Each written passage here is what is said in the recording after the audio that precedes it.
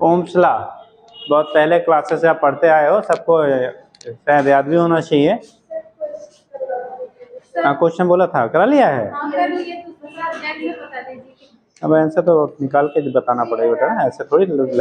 हाँ बेटा, मेथड देख लेते हैं जल्दी जल्दी। हमने हिंट तो कर दिया था, बी डी आई कटेरिया नहीं है, आई की वैल्यू इतना है, एरिया आपने दिया गया, डेंसिटी आपको दी गई थी, एन बेटा, तो एन की वैल्यू आपकी हो गई दिस। मेथड सही है बेटा, कैलकुलेशन आप चेक कर लेना। ठीक,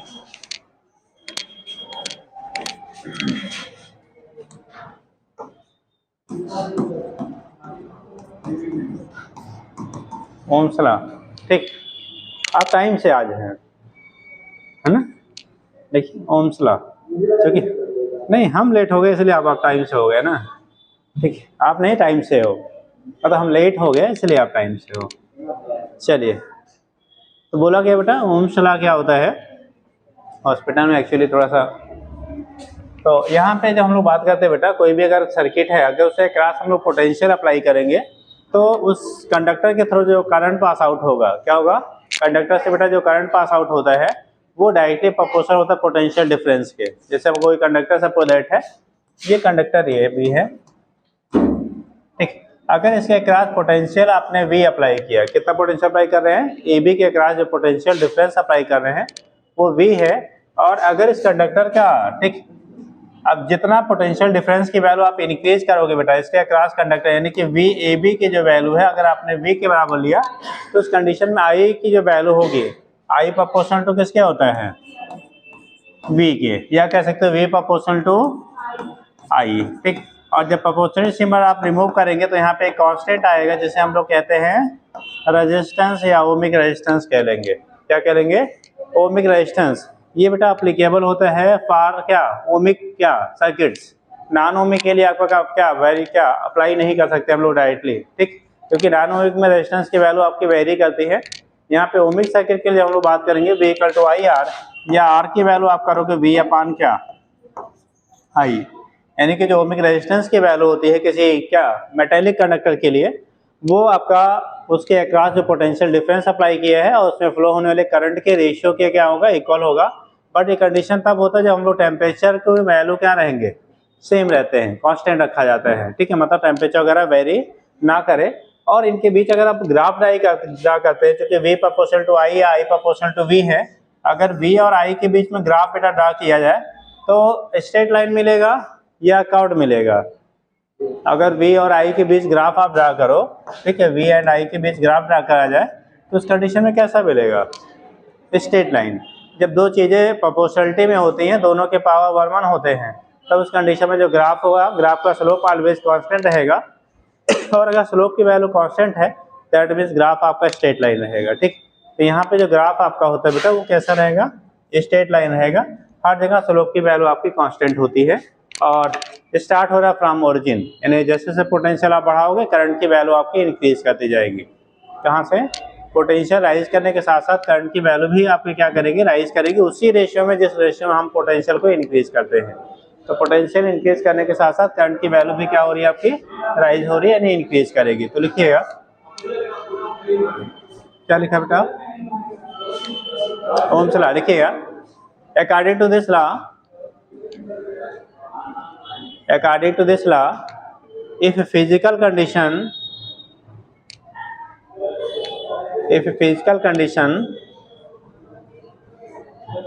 like temperature, mechanical strain, physical condition like temperature, mechanical strain, etc. are kept constant,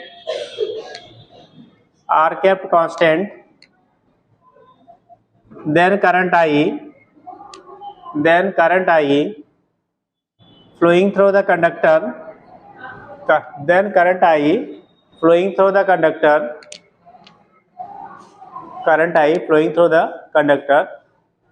is proportional to flowing through the conductor is proportional या डायरेक्टली प्रोपोर्शनल हम लोग बोल लेते हैं बेटा, ठीक। प्रोपोर्शनल टू या directly proportional to potential difference across its end, potential difference across its end, ठीक।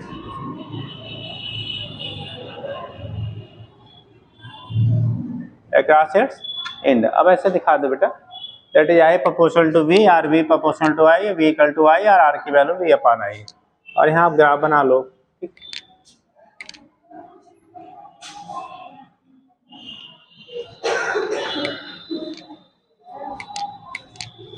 हाँ बेटा, हाँ जब हम लोग स्लोप यहाँ निकालते हैं बेटा ना, जैसे ये स्लोप आपका है, अब जो थोड़ा सा लाइन,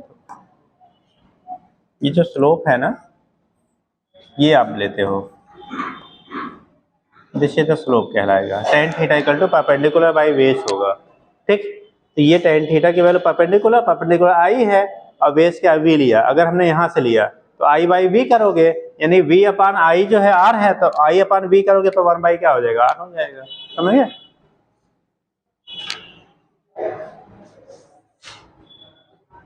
आप किस एक्सिस पे क्या लिए हो उस पर डिपेंड करता है। जैसे अगर हम लोग वाई पे वी को लिया होता, यक्स पे अगर आपने आई को ले लिया, तो वहां पे स्लोप जो मिलेगा वो सीधा सीधा आपका क्या हो जाएगा, वी बाई आर आ जाएगा, तो सीधे वी बाई आई आएगा तो आर मिल जाएगा।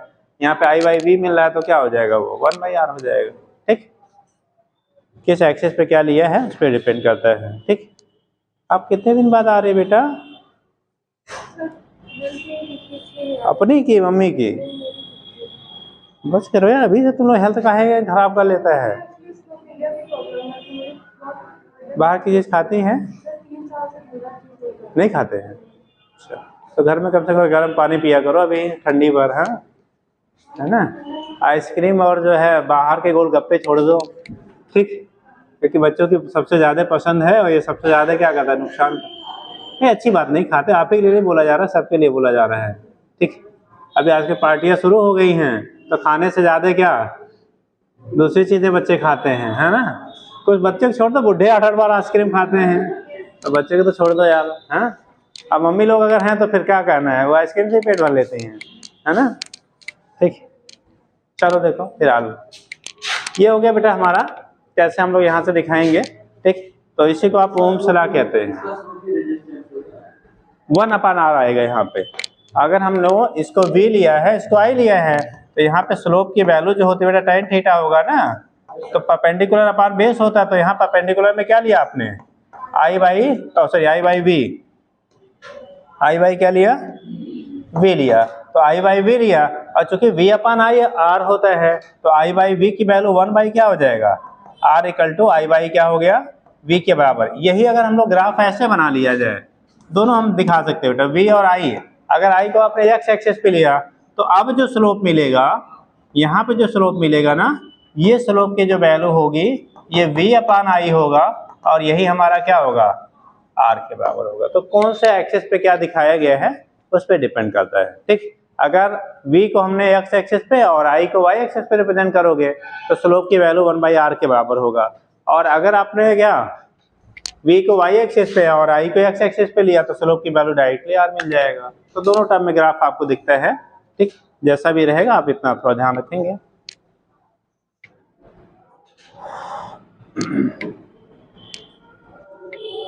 तो ये जो अप्लीकेबल होता है बेटा वो हमारा किसके लिए, ओमिक रेजिस्टेंस यानी कि कंडक्टर्स के लिए अप्लीकेबल होता है, ठीक है। अभी हम लोग सेमी कंडक्टर वगैरह पढ़ते हैं, या आपका मेटलाइट्स जो भी लेंगे मिक्स मेटल्स वगैरह, तो वहाँ पे वेरी करता है, फिर वो स्ट्रेट लाइन नहीं मिलता है। जैसे आपने यहाँ 2 चीज़ बताई जाती है, एक तो डायोड के लिए, इंजेक्शन डायोड के लिए लिखेंगे तो क्या कर्व मिलता है, तो ऐसे ही क्या होगा, सिग्मॉइड कर्व आपको मिलेगा। कैसा मिलेगा, सिग्मॉइड मिलेगा, ठीक। तो वो चीज़ें आपकी होती है वहाँ पे वेरी, यानी कि वो ओम्स लॉ को फॉलो नहीं कर रहा है। अगर स्ट्रेट लाइन नहीं मिल रहा वी आई कर्व, तो उस कंडीशन में क्या होगा, वो ऐसे सफरेंसेस आपको ओम्स लॉ को फॉलो नहीं करेंगे। तो उनके जो रेजिस्टेंसेस हम लोग पढ़ते हैं, तो वहाँ पे आपने टर्म सुना होगा डायनेमिक रेजिस्टेंस, ये स्टैटिक की कंडीशन है, ठीक। यहाँ पे जो भी रेजिस्टेंस अगर फिक्सर कंडीशन सेम रखेंगे तो रेजिस्टेंस आपका सेम से बना रहेगा, ठीक।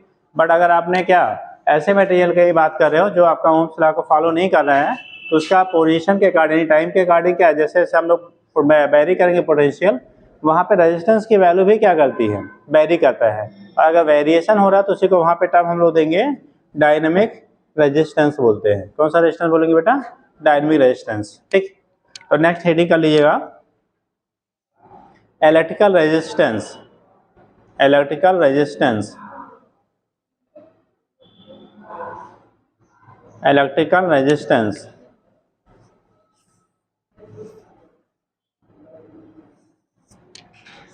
इलेक्ट्रिकल रेजिस्टेंस लिखिएगा क्या होगा, लिखिएगा it is defined as the, अब यहाँ पे हमने पढ़ लिया पहले, रेजिस्टेंस क्या होगा, R equal to V upon I। ठीक, it is defined as the ratio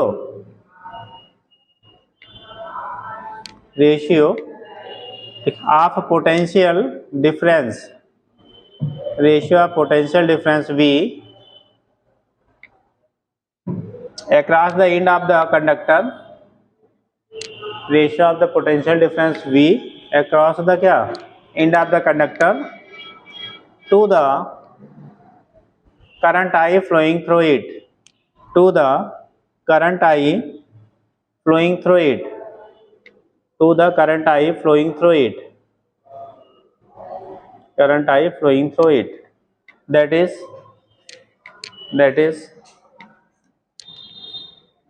R equal to, अभी पीछे लिखा था बेटा V अपान क्या हो जाएगा I।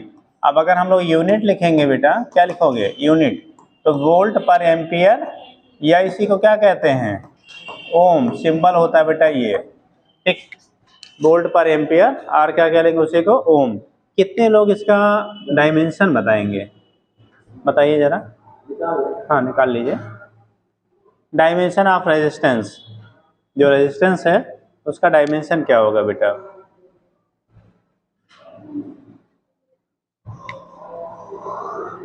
जल्दी से बता दो।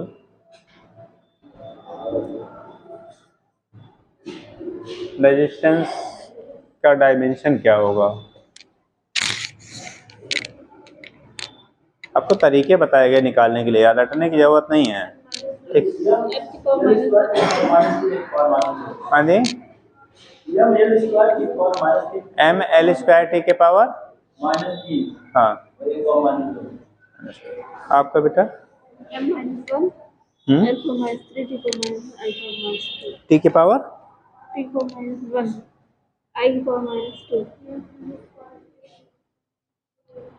T की पावर, हाँ एक पे 1 के 2, वही तो गड़बड़ हो रहा है। चलिए देखते हैं बेटा, आपको तरीका बोला था बेटा, आपने फार्मूला पढ़ा V इक्वल टू W/Q पढ़ा है ना, तो V की जगह क्या लिख सकते हैं W/Q अपान I। यहाँ से करो W upon I into Q, और Q बराबर होता है बेटा IT, तो I into I² into T, और W डायमेंशन हम लोग पढ़े हैं क्या mL² के पावर -2, ये W का डायमेंशन हो गया। I को लिखते हैं A से, तो A² इंटू क्या T, ये ऊपर शिफ्ट करेगा बेटा, तो क्या आएगा mL² T के पावर -3 A के पावर जिन लोगों ने केवल यही वाला I का शिफ्ट किया है उनका I के पावर -1 या A के पावर -1 आ गया। अरे भाई Q इक्वल टू IT भी तो होगा ना, V इक्वल टू W/T होता है, W/Q। हाँ, तो यहाँ से वैल्यू पुट करके हम लोग निकाल लेते, तो डायमेंशन रटा नहीं करिए, बेस्ट है आपको निकाल लिया करिए। ठीक, फार्मूले पे बाकी क्या डायमेंशन पुट कर दो, जो रिक्वायर्ड वैल्यू है वो आराम से आपको मिल जाएगा। ठीक हो गया।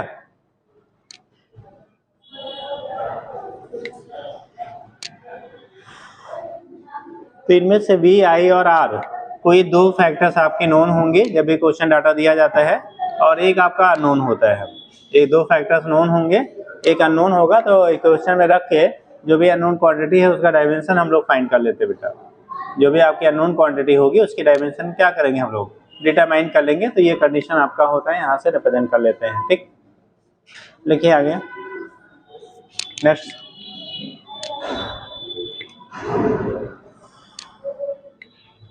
कर लेंगे, लिखिए नेक्स्ट।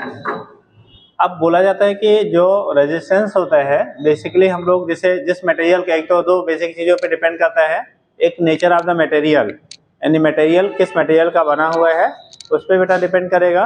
और दूसरा होता है आपका टेम्परेचर। क्या होगा? टेम्परेचर। तो टेम्परेचर की वैल्यू अगर आप चेंज करते हो, किसकी वैल्यू? अगर टेम्परेचर की वैल्यू चेंज करेंगे तो रेजिस्टेंस की वैल्यू आपकी चेंज होगी। अच्छा ये बताओ, टेम्परेचर चेंज करने पे आप दोनों मित्र खड़े हो जाओ भैया। चलिए, रेगुलर आ रहे हैं आजकल? आ जाते हैं रेगुलर? रेगुलर रहिए भैया, तभी कल्याण होगा यार, है ना। देखो दो चीजें हैं, व्यवस्थाओं का सदुपयोग करिए। क्या सदुपयोग का होता जानते हैं? ऐसा नहीं चले घर से और पार्क में जो है बैठे रह गए, है ना। तो पार्क से उठ के यहाँ भी आ जाया करिए। कभी कभी एक दिन आपकी शिकायत सुनने को मिली थी, ऐसा था क्या? यस? नहीं था? शिकायत करता गलत था क्या? ऐसा नहीं करिए भैया, अपने पैरों पे। देखो दो चीज हैं, एक चीज है लाइफ में बेटा, दो चीजें होती हैं। देखो अगर आप मेहनत करते हो ईमानदारी से, सिलेक्शन सेकेंडरी फैक्टर है, ठीक। सिलेक्शन जो है वो सेकेंडरी। अगर आपने ईमानदारी से मेहनत किया है, हुआ बहुत अच्छा, नहीं हुआ तो आपको अपने पे अफसोस नहीं होगा, ठीक। अगर आपने चोरी करके और उसके बाद क्या कर रहे हैं, पढ़ रहे हैं, तो उस कंडीशन में कल को नहीं होगा तो अभी तो अफसोस नहीं होगा, लेकिन जब 2-4 साल बड़े और हो जाएंगे तो अफसोस है, काश हमने ईमानदारी से पढ़ लिया होता, क्योंकि मौका आपको दिया गया था। पेरेंट्स क्या कर रहे हैं, सभी को मौका दे रहे हैं, इन्हीं को खाली नहीं बोला जा रहा, सबके लिए एप्लीकेबल है। ऐसा मत कहना भैया लोग खड़े हैं तो उन्हीं के लिए खाली ये लागू हो रहे हैं, ठीक। तो अगर आपको पेरेंट्स आपको क्या मौका दे रहे हैं और गवर्नमेंट ने सुविधाएं भी दे रखी हैं, ठीक, तो उसका कुछ उपयोग करिए, जिससे कुछ अच्छा बन जाइए, है ना, ठीक। और आप बनेंगे तो आपके साथ में ये सिस्टम चलेगा तभी जब आपसे कुछ आउटपुट मिलेगा। आउटपुट गवर्नमेंट क्या लेती है? पैसा नहीं लेती है ना, क्या लेती है? रिजल्ट, ठीक। भाई आपको कुछ रिजल्ट आएगा तभी लगेगा हाँ आप लोग को पढ़ाने से फ़ायदा है, ठीक। और अगर आपके रिजल्ट नहीं आएंगे तो सरकार क्या लगेगा, फालतू में हम इन्वेस्ट कर रहे हैं। भाई आपको लग रहा होगा कि आप फ्री में पढ़ रहे हो, लेकिन आपको फ्री में नहीं पढ़वाया जा रहा है ना। पढ़वाने के लिए आपको शहर के जो भी वो है उनसे ज़्यादा पेमेंट देती है गवर्नमेंट, है ना, तब आपको पढ़ाया जा रहा है। तो उस कंडीशन में क्या होता है कि अगर गवर्नमेंट आप पे इन्वेस्ट कर रही है, ठीक, तो आप उसका कुछ बेनिफिट उठाइए, और वो फ़ायदा आपके लिए है, आपके घर वालों के लिए है, और सेकेंडरी फिर अपने देश और समाज के लिए होता है। पहले बनेंगे तो कौन कमाएगा? हम, मतलब आप खुद कमाओगे, उसका फ़ायदा पहला कौन उठाएगा? आप उठाओगे, परिवार वाले उठाएंगे, फिर आपसे जुड़े हुए जो लोग होंगे वो उठाएंगे, लेकिन पहला फ़ायदा किसका है? आपका। आप नहीं कुछ बनोगे तो नुकसान सबसे ज़्यादा किसका है? आपका है ना।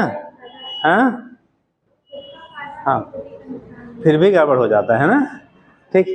तो थोड़ा सा ऐसा होता है कि आपसे क्वेश्चन पूछ रहे नहीं तो खड़े रह जाओगे। आपको क्वेश्चन पूछा गया था बेटा, क्या बोल रहे थे? अब पता नहीं क्या पूछने के लिए आपको खड़ा भी किया गया था। टेम्परेचर के साथ में अगर टेम्परेचर आप इंक्रीज करोगे तो रेजिस्टेंस की वैल्यू इंक्रीज करेगी या डिक्रीज करेगी? ओमिक सब्सटेंस है, इंक्रीज का रिलेशन याद है? एक रिलेशन होता है टेम्परेचर के साथ में वेरिएशन जो रेजिस्टेंस का होता है। नहीं याद है? बताओगे भैया? देखिए कौन बताएगा? टेम्परेचर के साथ में जो रेजिस्टेंस आपका होता है कंडक्टर का, उनमें वेरिएशन के लिए एक रिलेशन आपको दिया जाता है। क्वेश्चन कितने लोगों को याद है? कितने लोगों को? क्या? हाँ तो वही तो पूछ रहे हैं। थोड़ा याद नहीं है। पहले एक लिमिट तक सर बढ़ाने पे थोड़ा कंडक्टिविटी बढ़ती, टेम्परेचर इंक्रीज करते तो रेजिस्टेंस घटता है। और उसके बाद मेटल के लिए बोल रहे हो? किसके लिए आप बोल रहे हो? मेटल के लिए वायर में अगर करंट पहले से है, उसकी वजह से अगर हीट हो रहा है तो अलग इफेक्ट आता है। लेकिन हम कोई मेटल है उस पर दे रहे हैं तो उसकी कंडक्टिविटी अलग होती है। और अगर वायर है, वायर खुद की वजह से वो गर्म हो रहा है, तब उसका रेजिस्टेंस बढ़ता है, तब टेम्परेचर बढ़ने से रेजिस्टेंस बढ़ता है। लेकिन मेटल को हम ऐसे हीट करेंगे तब उसकी कंडक्टिविटी बढ़ती है। कब तक? एक लिमिट तक, जब तक वो 3 इलेक्ट्रॉन एक करते हैं कि कनेक्टिविटी बढ़ने से। इन्होंने एक्सप्रेशन सही बताया बेटा। जैसे कोई मेटल है ना, अगर जैसे मेटल है, सबके पास इलेक्ट्रॉन्स अवेलेबल हैं, ठीक, तो जब हम स्टार्टिंग में टेम्परेचर राइज करते हैं वो रिलेशन अलग है, वो डायरेक्ट टेम्परेचर बढ़ने के साथ साथ बढ़ाना हम लोग बोलते हैं। लेकिन एक्चुअल में क्या होता है, जब किसी कंडक्टर मान लो सपोज एक कंडक्टिव मटेरियल है, आप टेम्परेचर राइज करोगे ना, तो जो इसके फ्री इलेक्ट्रॉन होंगे उनकी मोबिलिटी बढ़ जाती है। क्या होगी? मोबिलिटी बढ़ जाएगी, और मोबिलिटी बढ़ जाएगी तो स्लाइटली बोला जाता है, स्लाइटली, बहुत ज़्यादा इफेक्ट नहीं करता मोबिलिटी पे, ठीक। तो स्लाइटली जो आपका होता है, कहा जाता है कंडक्टिविटी राइज करती है, लेकिन वो जो राइजिंग होता है वो बहुत क्या स्मॉल होता है, इसलिए बहुत कंसीडर नहीं किया जाता बेटा।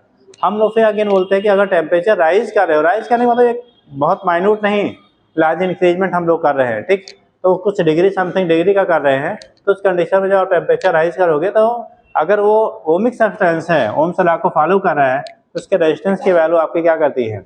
इंक्रीज करती है। और रिलेशन आपको पढ़ाया गया होगा बोर्ड में भी, आर टी इक्वल टू आपने पढ़ा होगा R0 1 plus alpha into T या डेल्टा टी, जो भी आपने पढ़ा है। आर टी है टी डिग्री पे आपका क्या रेजिस्टेंस, आर नॉट है 0 डिग्री पे रेजिस्टेंस, अल्फा है टेम्परेचर कोफिशिएंट ऑफ रेजिस्टेंस कहलाता है, या रेजिस्टिविटी हम लोग कह लेते हैं, ठीक। ध्यान दे रही बिटिया? ध्यान दे रही हो? अरे जब क्लास में है तो इसीलिए तो हमने टोका है, ऐसा थोड़ी टोका है। आप लोग को चेहरे से पता चल जाता है कौन यहाँ कंसंट्रेट है, कौन गायब हो गया है, ठीक। तो जब क्लास में रहिए तो क्लास में रहिए, वो आपको आपका फेस एक्सप्रेशन से पता चल जाता है। ऑनलाइन ऑफलाइन का ही अंतर है, वहाँ गुरुजी बोल देते हैं और फिर आप क्या कहते हो आप ही जानो, ठीक। सो रहे हो, जग रहे हो, मोबाइल ऑन करके नाचने गाने चले गए हो, कोई मतलब नहीं है, ठीक है। लेकिन जब तक यहाँ रहोगे तब तक कुछ आप एक्टिविटी रहेगी तो है ना, आपको जगा दिया जाता है, मतलब आप सो नहीं, ठीक। तो इस केस में क्या हो गया, अल्फा क्या है बेटा? टेम्परेचर कोफिशिएंट ऑफ रेजिस्टेंस या रेजिस्टिविटी हम लोग कह लेते हैं, ठीक। तो इस केस में क्या होगा, अब यही बातें होती थोड़ा यहाँ आप समझेंगे। जो कंडक्टर है उसके लिए अल्फा की वैल्यू पॉजिटिव होता है, अल्फा क्या होगा? पॉजिटिव होता है, यानी मेटल्स के लिए हम लोग अल्फा की वैल्यू क्या लेते हैं? पॉजिटिव। अगर वो पॉजिटिव है तो टेम्परेचर राइज करोगे तो रेजिस्टेंस की वैल्यू इंक्रीज करेंगे। जब हम लोग सेमी कंडक्टर की बात करेंगे तो वहाँ पे अल्फा की वैल्यू निगेटिव होती है। क्या होती है? निगेटिव होती है। तो टेम्परेचर जब राइज करते हैं तो उस कंडीशन में वहाँ कंडक्टिविटी बढ़ती है, रेजिस्टेंस की वैल्यू क्या होती है? घटती है, ठीक। और जब हम लोग नॉन कंडक्टर की बात करते हैं तो बोला जाता है वहाँ पे क्या टेम्परेचर का कोई इफेक्ट इन जनरल नहीं होता, जब तक ब्रेकडाउन पोटेंशियल से ज़्यादा हम लोग अप्लाई नहीं करेंगे तब तक, ठीक।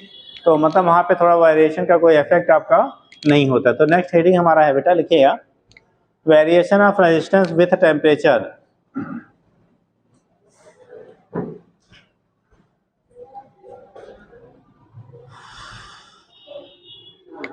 Variation of resistance with temperature, variation of resistance with temperature. लिखिए, the resistance of a conductor, the resistance of a conductor varies with, resistance of a conductor varies with temperature,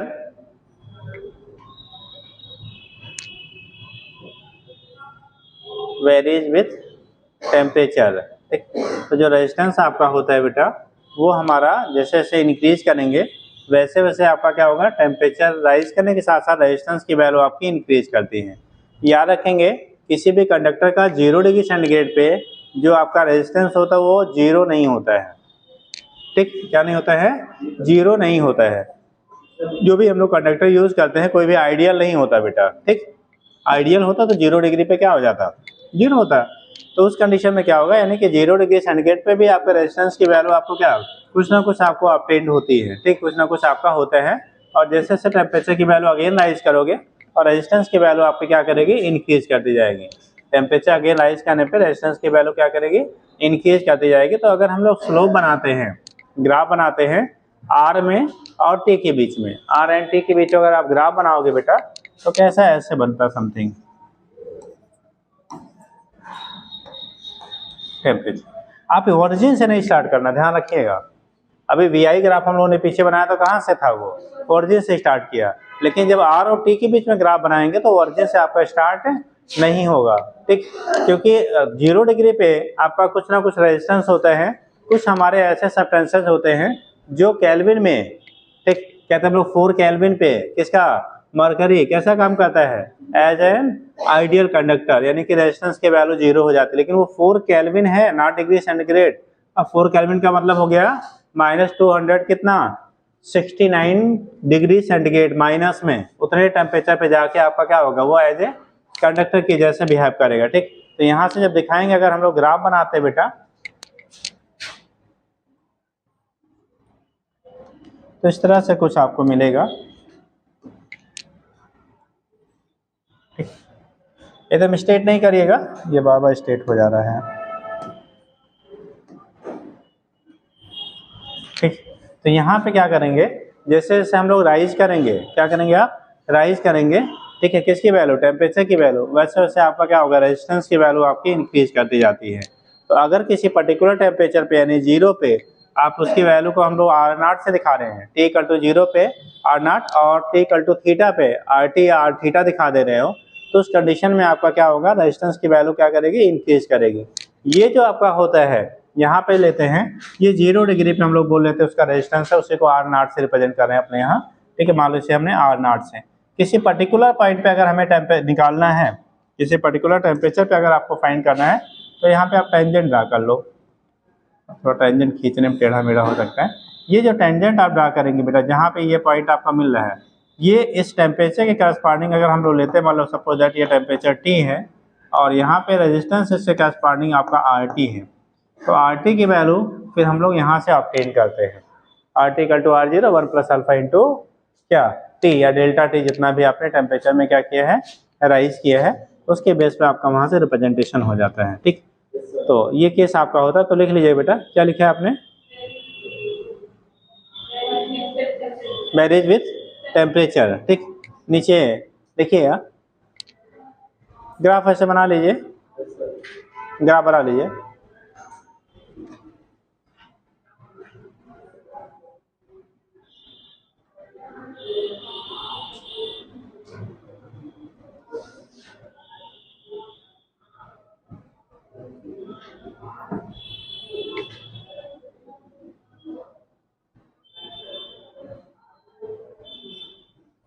बोले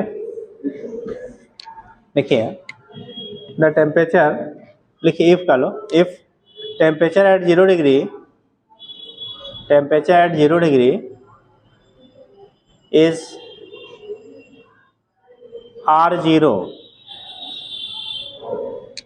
मतलब 0 डिग्री सेंटीग्रेड पे कितना है R0 and at T degree centigrade is RT, at T degree centigrade is RT and alpha is the temperature coefficient of resistance, alpha is the temperature coefficient of resistance, alpha is the temperature coefficient of resistance, temperature coefficient of resistance लिखिए, then temperature coefficient आप क्या कहा बेटा resistance लिखिए, then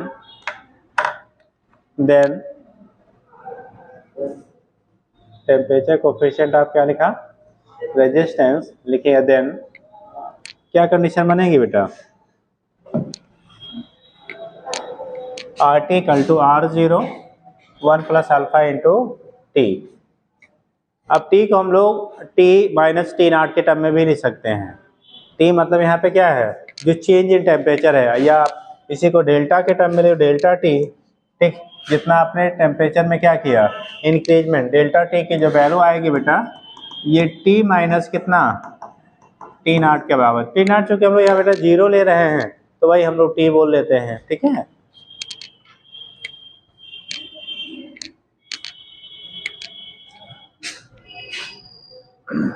अब यहाँ से अगर अल्फा की वैल्यू आपको निकालना हो बेटा तो क्या आएगा, अगर हमें अल्फा की वैल्यू फाइंड करना हो इस रिलेशन से तो अल्फा की वैल्यू क्या आएगी, जैसे हम लोगों ने लिखा RT=R0 1 + alpha into delta T कहा या T कह लिया, जो भी आपने कह लिया।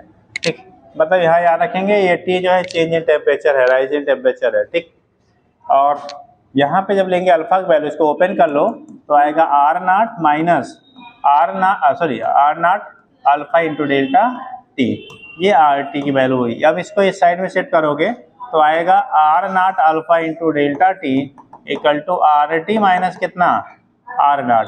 अल्फा की वैल्यू निकालोगे तो R T minus R naught upon कितना, R naught into delta T. तो ये हो जाता है बेटा हमारा टेम्परेचर कोफिशिएंट। मेटल के लिए अल्फा की वैल्यू पॉजिटिव होती है, ठीक। फॉर मेटल्स यानी कंडक्टर, फॉर कंडक्टर, ठीक, यानी कि सिंपली कह लेंगे हम मेटेलिक कंडक्टर की जब बात कर रहे हैं, alpha will be positive. Alpha कैसा होता है, पॉजिटिव होता है। So R T always greater than क्या, आर नॉट। भाई अगर अल्फा पॉजिटिव है बेटा तो कुछ भी टेम्परेचर राइज करोगे तो कुछ ना कुछ रेजिस्टेंस की वैल्यू में क्या आएगा, इंक्रीजमेंट आएगा, ठीक। तो उस केस में so R T is greater than क्या होगा, आर नॉट। बट जब हम लोग सेमी कंडक्टर के लिए लेते हैं, किसके लिए, यही लिख लो, अब बात आ गई है।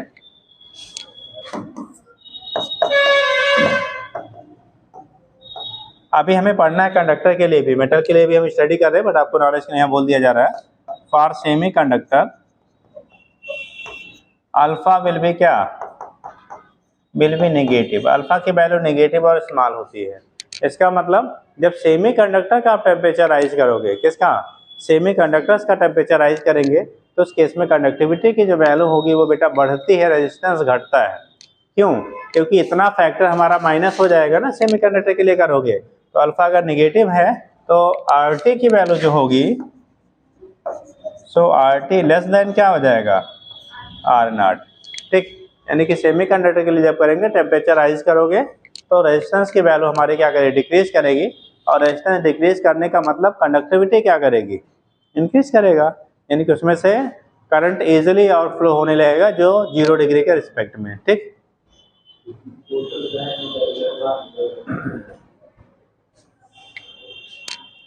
हो गया।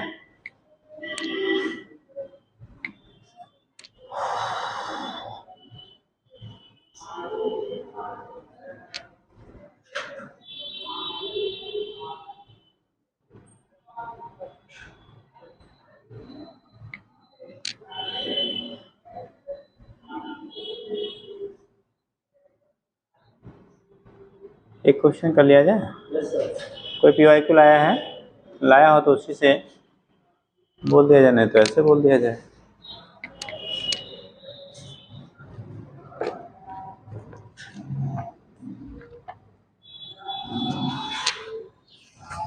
चश्मा भूल जाते हैं तो दिक्कत होती है यार।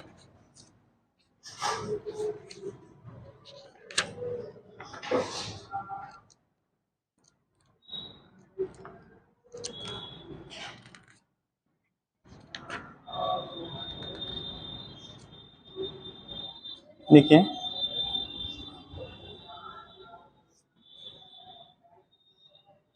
The resistance of platinum wire,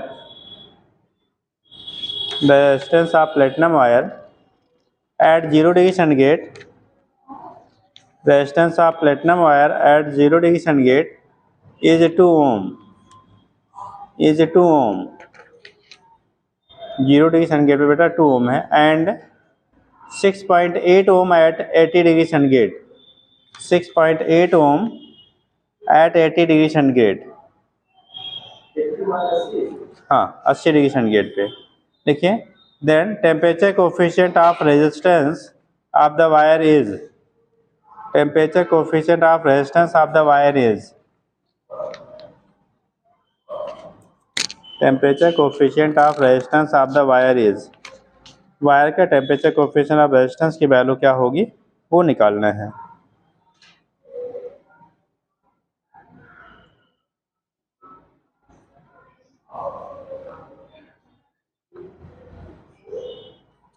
ठीक, 23 का आपका क्वेश्चन है, बस लगाइए 2023 का।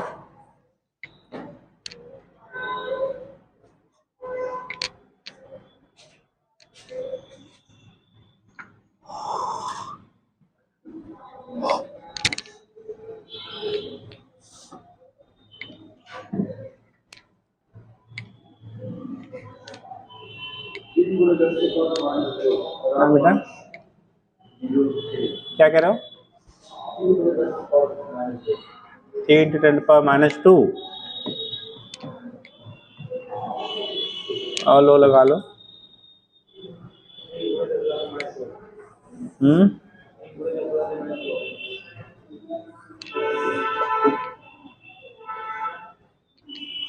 अल्फा आपको निकालना था बेटा, किसकी वैल्यू? अल्फा आपको निकालनी है।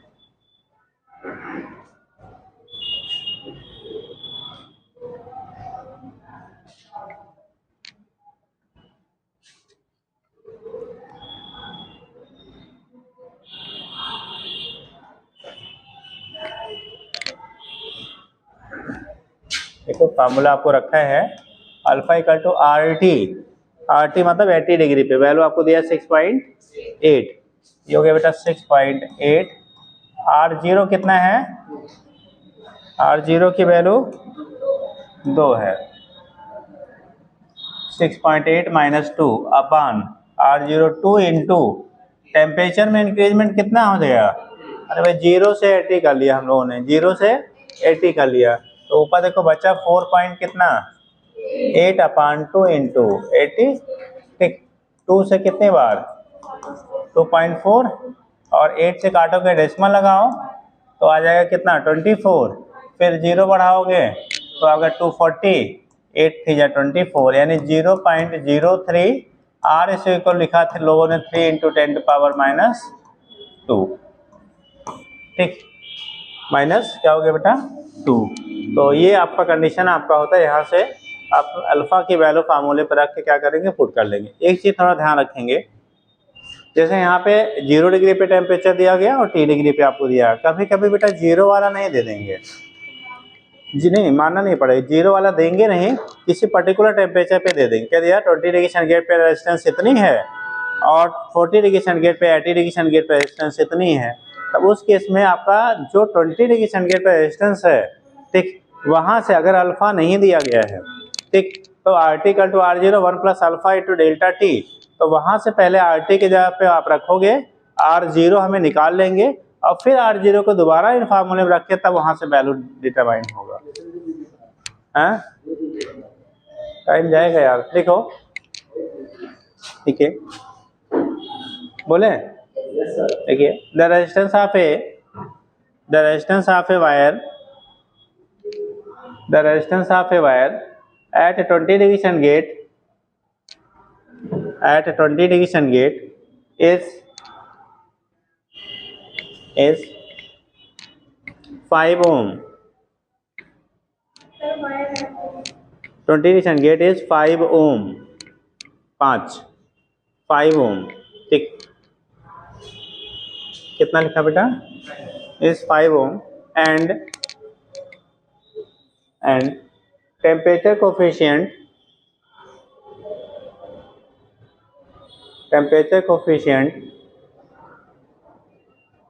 will be 2 × 10⁻²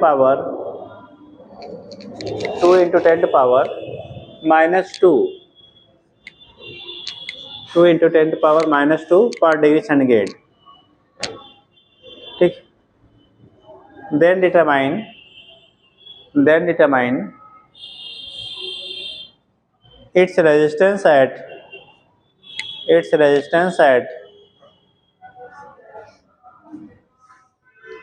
70 degree centigrade.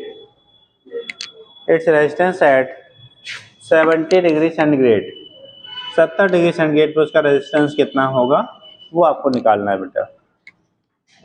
ठीक, 70 डिग्री सेंटीग्रेड पे रेजिस्टेंस की वैल्यू आपको फाइंड आउट करनी है। अब की बार 0 पे नहीं दिया है, 0 डिग्री पे आपको रेजिस्टेंस की वैल्यू गिवन नहीं है, और 0 पे अगर गिवन नहीं है तो इसका मतलब डायरेक्ट हम फार्मूला ये वाला 0 वाला तो अप्लाई नहीं कर सकते हैं। तो हमें पहले क्या करना पड़ेगा, 0 वाले पे वैल्यू कैलकुलेट करनी पड़ेगी। 0 पे निकाल लीजिए, उसके बाद फिर उसको दोबारा रखिए क्वेश्चन में, तब वहाँ पे आपको 70 डिग्री पे मिल जाएगा। पहले टेम्परेचर कितना दिया था?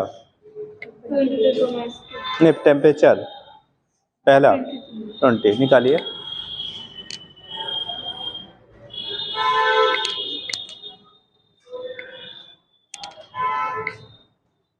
जल्दी जल्दी करिए बेटा।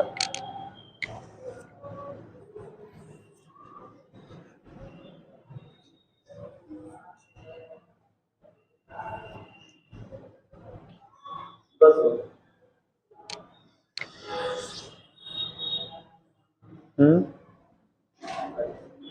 10 आ गया। पहले कितना ऑन था? पहले कितना था?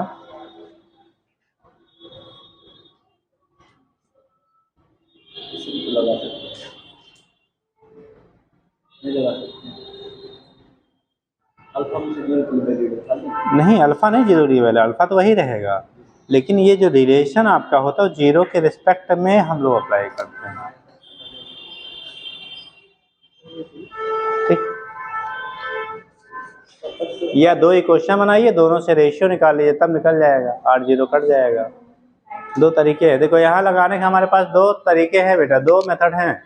एक, या तो जीरो पे आप पहले क्या करिए, 8 जीरो की वैल्यू निकाल लो, या दोनों इक्वेशन, दो इक्वेशन बना के दोनों को क्या करिए, इक्वेट कर लीजिए, तभी मिल जाएगा। जैसे एक तरीका है, पहले हमारे पास 20 डिग्री पे था ना, R20 equal to R0 1 plus alpha into T.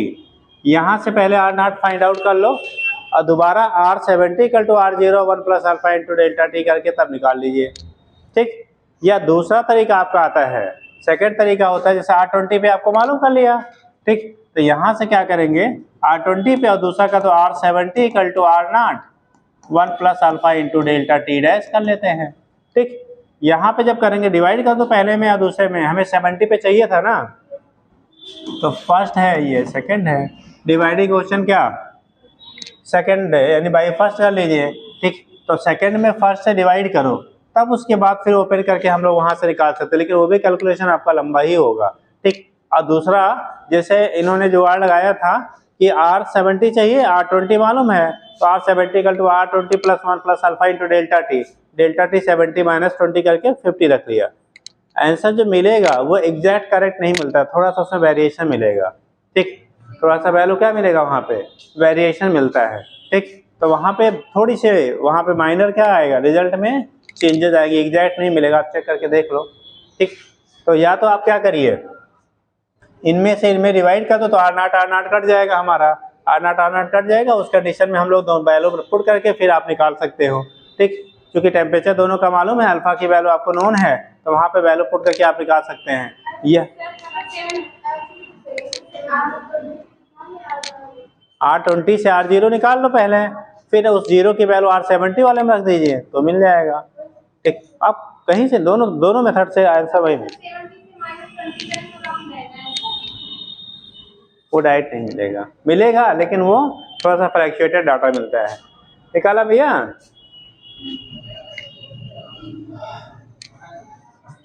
बताइए। अरे भाई आपका हो जाएगा R70 upon R20 equal to, ये देखो R0 1 प्लस अल्फा इंटू, ये आएगा, हम 0 से 70 जा रहे हैं तो 70 डिग्री।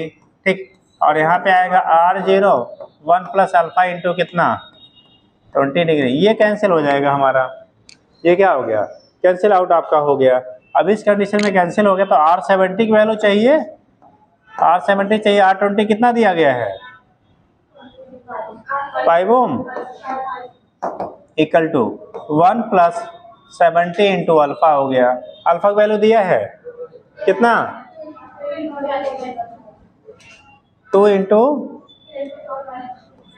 10 टू पावर माइनस 2 बेटा, अपान 1 प्लस 2 इंटू यानी 20 into 2 into 10 to power minus 2। अब कर लो 1 प्लस ये वैल्यू आएगी 72 या 140 और 10 टू पावर माइनस 2 1.4 आ जाएगा, और ये आएगा 1 प्लस तो 22 या 40 डेसिमल पावर हटाओगे तो 0.4 आ जाएगा, इक्वल टू R70 अपान 5, इसको जोड़ोगे ऐड करो 2.4 अपान 1.4।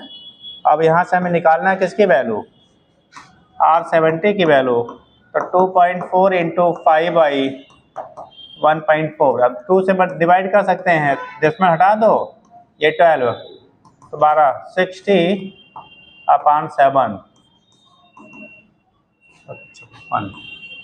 56 4 आएगा, 8.55 750, 735, 8.57 अब आ रहा है। अगर हम लोग कितने पे निकाल रहे हैं, हाँ 8.57 या उसे 8.6 ले सकते राउंड आप करके। अब पहले कितना आया था, पहले वाले में कितना आया था, 10 आया था, अंतर आ गया ना। इस दोनों मेथड से इस दोनों से सेम आएगा, उस मेथड से करोगे जो आपने पहले लगाया था वो गलत आएगा। ठीक, तो आप रेशियो निकाल के करेंगे बेटा तभी आपको रिजल्ट वही मिलेगा। और अगर आपने R0 पहले निकाल लिया, R0 की वैल्यू सेकंड केस में पुट कर देंगे तो भी आंसर यही मिलेगा। ठीक, तो उस वाले मेथड को हम यूज नहीं करेंगे जो डायरेक्ट वाला अगर आपको 0 डिग्री के रिस्पेक्ट में ही अप्लीकेबल होता है। ठीक, समझ गए भैया, जल्दी करिए।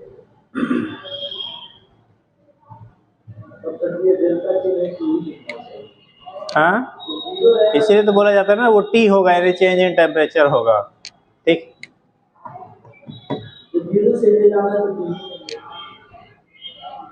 चेंज इसलिए वहां लगा दिया जाता है, मतलब इतने की परिवर्तन यानी चेंजेस हो रही हैं। और वो वैल्यू क्या रहेगी, जैसे 0 के रिस्पेक्ट में जो भी टेम्परेचर आएगा वही टेम्परेचर हो जाएगा। हो गया बेटा। नेक्स्ट देखिए, electrical resistance of a conductor, नहीं heading, electrical resistance of a conducting wire कर लो या कंडक्टर कर लीजिए। Electrical resistance of a conductor,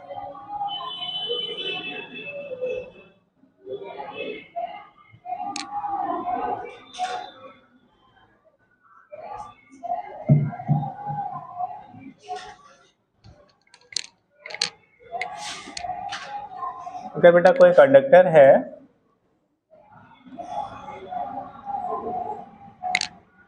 suppose एक कंडक्टर है, ठीक, लेंथ आपका कितना है, L है, लेंथ की वैल्यू L है, एरिया आपका सेक्शन आपका A है।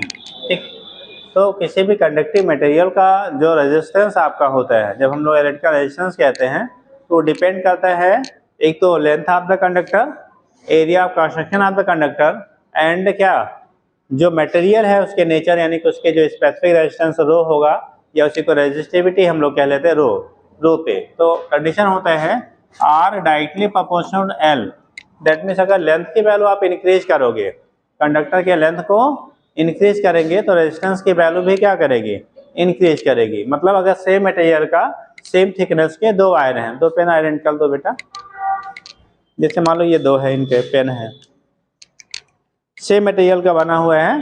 ठीक, अगर हमने क्या किया, एक सिंगल है, इसकी लेंथ सपोज दैट एल है, आपने क्या किया आइडेंटिकल, दूसरे में क्या वैसे ही वायर को कनेक्ट कर दिया सीरीज में। अब लेंथ थिकनेस तो सेम है ना, मटेरियल सेम है, लेंथ क्या हो गया, डबल हो गया। तो अगर आपने आइडेंटिकल वायर को कनेक्ट करके आप क्या उसकी लेंथ को इंक्रीज करोगे तो रेजिस्टेंस जितने टाइम लेंथ को इंक्रीज करेंगे उतने टाइम आपका इंक्रीज कर जाएगा। बट अगर इसी वायर को आप स्ट्रेच कर दो, स्ट्रेच करना मतलब क्या, खींच दीजिए, खींच के अगर लेंथ को आप सपोज दैट n टाइम करते हैं तो वहां पर रेजिस्टेंस की जो वैल्यू होगी वो यानी स्क्वायर टाइम्स बढ़ेगी। अभी आगे एक्सप्लेन किया जाएगा। ठीक है, तो कंडीशन क्या हो गया, R directly proportional to L and R inversely proportional to area पर सेक्शन, यानी कि वायर की थिकनेस जितनी ज्यादा होगी आपका रेजिस्टेंस उतना क्या होगा, कम होगा। लेंथ जितनी ज्यादा होगी बेटा रेजिस्टेंस उतना ज्यादा होगा। तो लेंथ इंक्रीज करने पे रेजिस्टेंस की वैल्यू इंक्रीज करेगी, एरिया इंक्रीज करोगे तो रेजिस्टेंस की वैल्यू डिक्रीज करेगी। ठीक, तो ये कंडीशन आपका होता है। दोनों को अगर हम लोग कंबाइन करते हैं तो R प्रोपोर्शनल टू आएगा बेटा L/A, और यहाँ से प्रोपोर्शनलिटी सिंबल आप रिमूव करोगे तो R इक्वल टू आ जाएगा रो L/ क्या, R की वैल्यू हो जाएगी रो L/A की क्या होता है, इक्वल होता है। तो यहाँ से रिप्रेजेंट कर लेते हैं R equal to row L/A के एक बराबर हो जाएगा, होगा। तो इसी को रो को हम लोग कहते हैं क्या, where rho specific resistance of material, R इसी को रेजिस्टिविटी भी बोला जाता है बेटा, क्या बोलते हैं, resistivity of material, resistivity of material बोलेंगे। और जो रेजिस्टेंस की वैल्यू होती है ये डायमेंशन चेंज करने पे, यानी कि वायर का लेंथ एरिया चेंज करोगे तो चेंज होगा, बट रेजिस्टिविटी जो होता है वो डायमेंशन पे आपका डिपेंड नहीं करेगा, वो केवल मटेरियल के नेचर और फिजिकल कंडीशन यानी टेम्परेचर पे डिपेंड करता है। ठीक, तो लिख लीजिएगा, क्या लिखा बेटा, देखिए द रेजिस्टेंस ऑफ ए, अब इसमें लिख लो डायरेक्ट फार्मूला, 2 लाइन लिख लीजिए। The resistance of A register, resistance of A register depends on its, resistance of a resistor depends on its geometrical factors, depends on its geometrical factor like length and cross sectional area, length and cross sectional area, and also nature of the substance, and also nature of the substance, also nature of the substance, substance के nature पे भी क्या करता है, depend करता है। Also nature of the substance, नीचे लिखिएगा nature of the substance, next time से लिखेंगे बेटा, ऐसे बना लो छोटा सा और ऐसे नोट कर लो। ठीक, बना लीजिए और नोट कर लीजिए।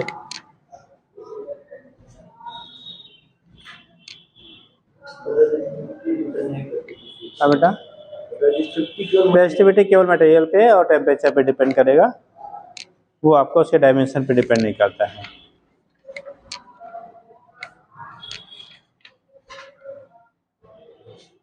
अच्छा सर, चश्मा नहीं लगाने बड़ी दिक्कत होता है, कहते हैं ना, तो घूर घूर के देखना पड़ता है। हाँ, if x square plus 3xy plus y cube, cube है ना ये, equal to n, then the correct option is R. R क्या होगा, इसको डिफ्रेंशिएट कर दो बेटा।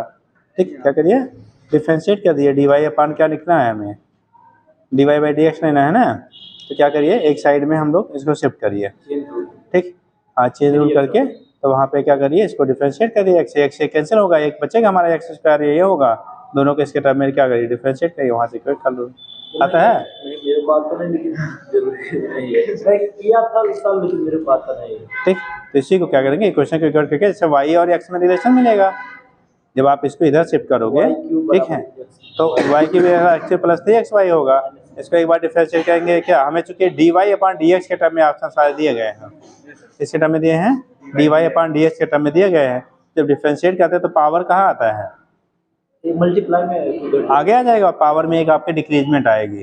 ठीक है, पावर कहाँ आएगा, आगे आएगा, पावर में क्या आएगा, डिक्रीजमेंट आएगी। तो जो वैल्यू हमें आएगा, ठीक, इसका बोला गया क्या, इसकी वैल्यू हमें द करेक्ट ऑप्शन इज, तो इस केस में इसका जब डिफरेंशिएट करेंगे तो जो वैल्यू मिलेगी वो 2 कंडीशन में मिलेगा। एक बार अगर y को ऊपर लिखा है x को तो अलग, और अगर लेकिन चूंकि इच्छा पे y और x के टर्म में ही लिया है, dy बाई क्या dx के टर्म में ही लिया गया। अब देखो यहाँ पे पोजीशन दिया गया, ये 1 1, ये क्या दिया मैं दिख नहीं रहा है, 1 0, ठीक, 1 2, इनकी वैल्यू जब पुट करोगे इनकी इनमें तो क्या मिल रहा है, उसके अकॉर्डिंग ये डाटा हमारा चेंज होता है। ठीक, ट्राई करिए, नहीं आएगा तो फिर हो गया बेटा। चलिए, तो ये केस आपका हो गया, यहाँ से हम लोग रिप्रेजेंट करते हैं। ठीक, क्या होगा आगे लिखिए जल्दी से, देखिए रो को कहा आपने रेजिस्टिविटी ऑफ द क्या मटेरियल। अब रो की जो वैल्यू आपकी होगी, किसकी वैल्यू, रो की जो वैल्यू आपकी आएगी यम अपान कितना, एक टर्म और लिख लीजिए यहीं पे नीचे लिखो, the resistivity of, the resistivity assign कर दिए बेटा सभी लोग, द रेजिस्टिविटी ऑफ मटेरियल, कितने लोग का साइन नहीं हुआ है, पीछे दे दो बेटा, the resistivity of material, resistivity of material is, resistivity of material is also determined, एक मिनट का,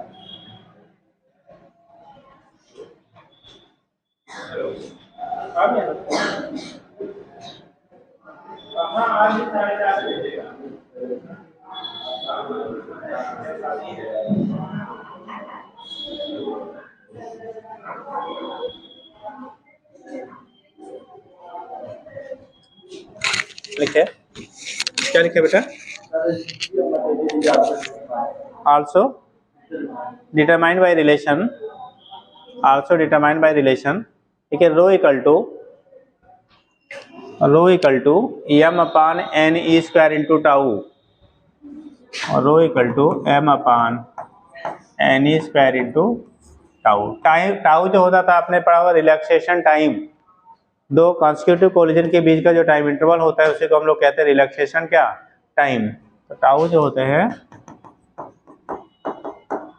रिलैक्सेशन टाइम हम लोग कहते हैं। यह मास हो गया या number of free electrons per unit area, E electronic charge होता है। तो जिस मटेरियल में नंबर ऑफ फ्री इलेक्ट्रॉन जितने ज़्यादा होंगे रेजिस्टिविटी की वैल्यू उतनी कम होगी, जिनमें क्या जब नंबर ऑफ इलेक्ट्रॉन ज़्यादा होंगे तो रेजिस्टिविटी की वैल्यू क्या होगी, कम होगी। रेजिस्टिविटी कम होने का मतलब रेजिस्टेंस की वैल्यू भी कम होगी, ठीक। तो वो चीज़ें आपकी होती हैं, यहाँ से हम लोग फाइंड कर लेते हैं। अगर रिलेशनशिप पे भी एक आध बार क्वेश्चन पुटअप किया गया है। अब हमें पढ़ना है बेटा, ठीक, कि जब किसी वायर को अगर आप स्ट्रेस करते हो क्या इफेक्ट होगा, ठीक है। इस पे वायर के अगर डायमेंशन को हम लोग चेंज करते हैं, वायर का अगर डायमेंशन चेंज किया जाए यानी उसकी लंबाई को बढ़ाई जाए। अब बढ़ाने के अपने पास दो तरीके हैं, एक आइडेंटिकल वायर को ऐड कर लीजिए, जोड़ लीजिए, दूसरा है उसे आप क्या करिए स्ट्रेस कर दीजिए, ठीक। तो अगर आपका क्या इफेक्ट होगा रेजिस्टेंस के अगर लेंथ में या एरिया में हम लोग चेंज करते हैं तो, ठीक। तो देखो सर आए हैं कि नहीं बेटा, ना आए हो तो बताते रहें, इसका थोड़ा हॉस्पिटल के चक्कर में हम लोग लेट हो जाए। हाँ रो आगे है, चलिए तो कल बताते हैं बेटा, ठीक। तो ये कंडीशन आपका होता है, यहाँ से आप रिप्रेजेंट कर लेंगे क्या होगा, ठीक हो जाएगा। आप कल बताइए किससे क्वेश्चन होगा।